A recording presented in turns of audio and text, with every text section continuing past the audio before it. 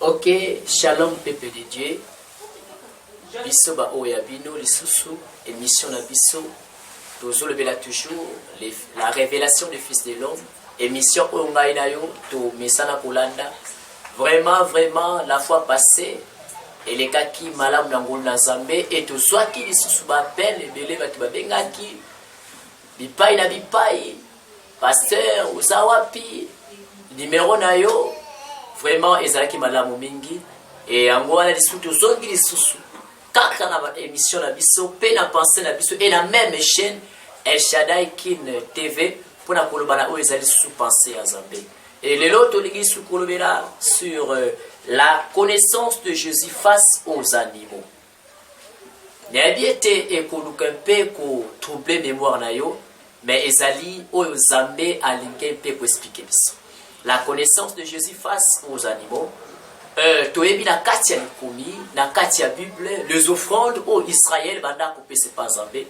Il y avait des offrandes animales et les offrandes végétaux. Premièrement, tu dois expliquer c'est quoi l'offrande. L'offrande, c'est tout ce qu'on offre à un être supérieur pour solliciter sa faveur.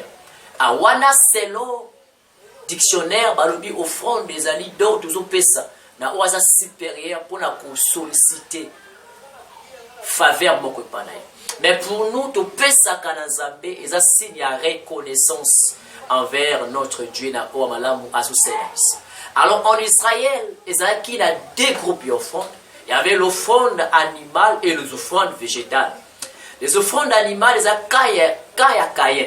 Tout le monde qui n'a pas Caïn, ou appelle ça qui le produit des champs. Il y a un végétal. Alors les offrandes animales, il y a un Caïn Abel, appelle ça qui le produit des troupeaux. Alors les offrandes animales, les offrandes animales, ils ont deux groupes, tous ont le gros bétail et le mini bétail. Et la carte les gros bétail, tous ont les vaches, le bœuf, le veau. Dans le mini bétail, tous ont les brebis, le chèvre, les boucs. Si Kobanyama, moko. Lokola tous ont la révélation du Fils de l'homme. Tous ont les totalisa. Banyama wana moko. Soke liko la kisanini face yanko le Yesu. Tokobana liboso la vache. Tokobana liboso na vache.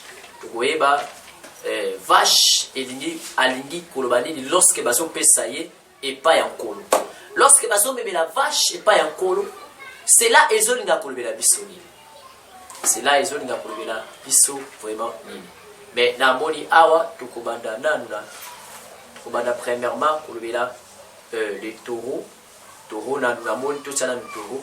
Taureau c'est le mâle de la vache non castré. Azali ngombe ya mobali mais ngombe onan ba castrate aleka la castration. Donc il est infatigable en ce qui concerne la reproduction. Ce que azangombe oyo abotaka chaque moment les barati. Et si ko likalisi nini ezali wana lorsque bazo poussa we panzana. Donc moi dans le Mukanda ya Exode chapitre 19 le verset 1er, peuple Israël oyo Moïse akambaki. Tu vas qui au peuple wana bazalaki. Bazalaki na moment moko batamboli malamu na Nzambe, na tamboko ba bebisi na Nzambe. Israël ba ekotombokela Moïse, balobi Moïse. Tozala posa zambo yo sula kana yowana. Biso pe tokomi na poso sula nayi. Biso pe tokomi na poso monayi. Moïse amate pankolo. Zamba zo la Moïse tsaba bongo na se ya ngomba. Ete moto moko te apusa na simba bongo. Moto moko te akoma atushe bongo wala. Oyo nyonso akotoucher mwa kokufa. Mais kokufa na yebo kosimba ete boko lapide. Moïse a matia soli na Nzambe. Et lorsque peuple baza kotumisa kaka Moïse na Exode 24 le verset 1er à 10 Bible zoba Moïse a matia pa Nzambe. Zamba zoba na Moïse ni zwa toro moko. Neska to musa passer à tout. Zwa toro moko kataye sopa makila na ye na se ya ngomba nenga nde peuple na yo lokwa bazo senga ba mata ne ba komata ngala Nzambe tokokutana na. Et Bible zoba lorsque Moïse abomi toro azwi makila ne asperger yango likolo ya ngomba a sanctifier les anciens ne akoloba ba mata. Et Bible zoba lorsque ba mati Zambé akiti balina Zambé pe bamoni Zambé na makolo na ye. Chose grave. Chose grave, bamoni Zambé na makolo na ye. La révélation des fils de l'homme. Et toujours les gars kolobanini. Na Exode 19, c'était le temps de la loi.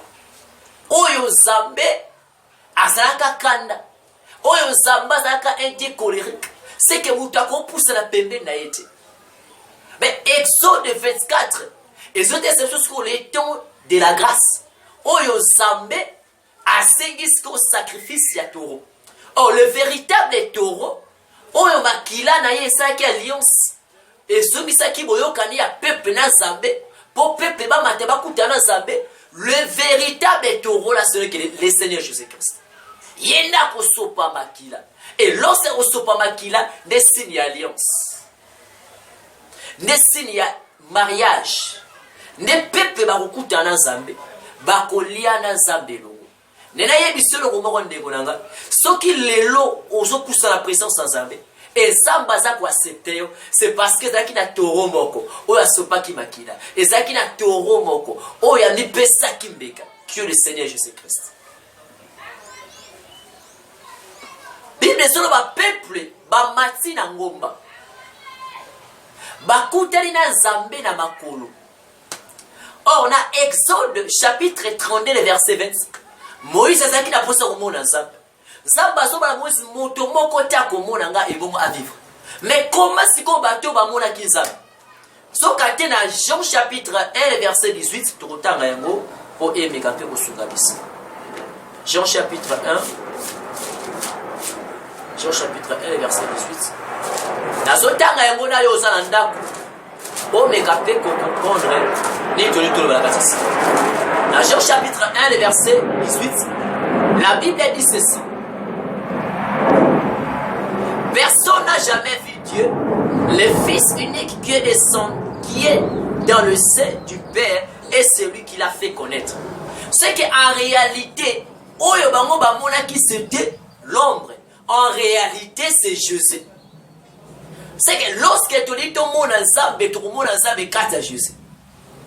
Yangona koya ya Yesu ayaki pour la kozongisa alliance. C'est lui le véritable taureau. Donc, nous avons posé pour le prophète pour la Kisangai, le Père. Mais le Père n'a qu'à retrouver dans le Fils. Parce que c'est le Fils qui est la continuité du Père. Le lot de la Kati Alliance. Le lot de la Zambé Longo. C'est parce que ça n'a motomoko. A Sopa Kimakila. Le véritable taureau. O Asake te peuple ba poussa. Baliana Zambé. C'est le Seigneur Jésus-Christ. Or peuple wana bazoliana Zambé te likolo ngomba mais bazoba na katikati ya ngomba balongo na si ngomba ba matina katikati bazoliana Zambé. Or ngomba wana était ça rappelle temple. Or dans quatre temple zaki na trois parties. Il y avait le parvis, le lieu saint et le lieu très saint. Mais peuple ba comme la deuxième partie, c'est que ba comme qui na lieu très saint où ici quand le peuple proportionnel les alaki. Yozola nangana ndako, laisse-moi te dire, soki lelo ozobi karakati alliance dans Zambé, c'est parce que Yesu Messie a soupa ki makila naye. Soki lelo benga mimo dans Zambé, c'est parce que Yesu Messie a soupa ki makila naye. Yende le véritable taureau oya pesa ki bomo naye. C'est pour ça lorsque vous avez un taureau na kati ya likomi, bien aimé et troublé mémoire na yote. Somo tangi verso moni kezo ezo rendre pasi na motema. Lucas, le fils du prophète. Lucas, la révélation du fils de l'homme. Tozali wana toujours pour la bino. Pour la botali sablo di komi moko moko. Pour la expliquer bino. Que ce que nini zamba linga luba na kata di komi o.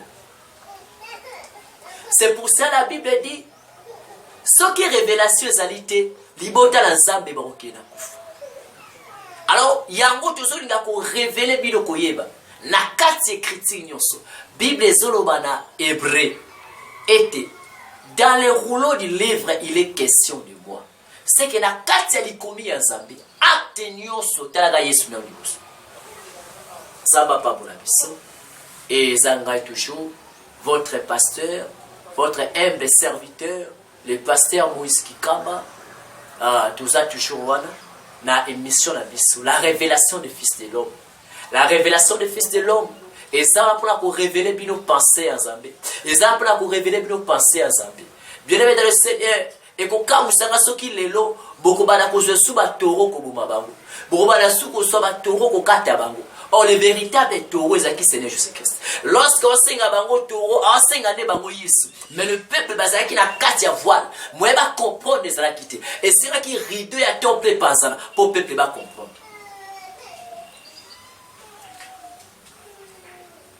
Et c'est là qui peuple bazaki na kata sacerdoce lévitique. Or na sacerdoce lévitique, c'est là qui ombre. Lorsqu'on singa bango bo pesanga taureau, on singa bango Yesu mais bon ba comprendre ça. C'est pour ça les sacerdoces lévitiques, il faut écouer, c'est ce royal et à remplacer. Parce que les sacerdoces lévitiques, il y a une carte d'ignorance. Et c'est les bénéfices, il y a une carte d'ignorance. Il y a une salle et la macambo, il y a qui ombre, mais puis nous c'est comme réalité. Le gars là, Élisée, c'est un qui mungwa tient la soux, n'a pas la joie mungwa na bois qui la bat. Or, Colossiens, souvent les qui ombre. Réalité, c'est le Seigneur Jésus. C'est que nasala posa ulata zambala te pour la lekanate ya bi. Mais nasala posa ulata Yesu pour les lambana. Nasala posa ya kozwa Mungu atena sopa. Po ba loi famille nge koya. Mais nasala posa ko bela ka kombo Yesu. Nasala posa te ya koluka mafuta to peni. Mais onga nasala ngo posa ezaka kombo Yesu. C'est lui le véritable taureau. Oya zongisaki alliance. Oya saki boyokani. Et tes peuples basonga lisusu na maboko atata. Et tes tata sepia na bango. Ne malaki akolobake akozongisa mitema ya papa et pas ya bana pe ya bana et pas ya tata. Alors ceux qui te dit que le prophète là bango ne bazaba Malaki 4. Alors or Malaki 4 c'est le messager de l'alliance. Na messager simple. Messager de l'alliance azoya kobongisa nzela pour la messager simple. Pour la messager de l'alliance ya kokota. Messager simple rôle na ye ezaki pour la quoi planning zela. Pour la messager de l'alliance ya kokota. Ce qu'il faut que prophète, asa prophète y a temps de la fête. C'est qu'il y a ça messager de l'alliance. Or le messager de l'alliance, il faut asa l'alliance. Or alliance na les amis. Biso tu mets messager de l'alliance, c'est le Seigneur Jésus. Or asa qui alliance na croix, c'est lui le véritable. Or biso tu manda causer. Bien aimé, on mérite trop la carte ignorance. On mérite trop de konanga ozolandanga. Na carte bosaki boyebi. Na carte libungi. Yeba le message de l'alliance, c'est le Seigneur Jésus. Yende toro ya solo, oya lembakate. Yende toro ya solo, oya ki kozongisa alliance lisusu. Yango la kosenga na yo de konanga. Même si tu as des problèmes, tu as des difficultés, oyezo tungisa bombo na yo. Yeba zamwa zongisa alliance, le Seigneur Jésus azali. Comme tungisate, comme mon apacité, le Seigneur Jésus est là. Le véritable oiseau alliance. Zamba pambola biso ebele bozola ndanga toza toujours kokoba et la ebie teba na Nzambe boza ebele akolanda biso Nzambe akopambola bilo lisusu bobenga toujours ndenge misala kobenga ekozala vraiment malamu mingi. Le taureau apesaka semence alembaka te. Nena lobala bato ebele te. Yesu asilaka te. Akufaka te. Taureau musala na ye eza pour la reproduction. C'est que kolo Yesu lorsque apesi mandat il faut amour la reproduction na kati. Il faut amour la loko ndenge batu bazobongo la vite. Apesi mandat te pour okoma vedette. Mais a mandaté pour la œuvre là. Il faut yo poser la taureau. Yo musala nzambo zo na nanda. Il faut yope ozala taureau. Taureau na ko gagner ba âme. Pe taureau na liloba na Nzambe. A des fois lelo bela basala na Nzambe.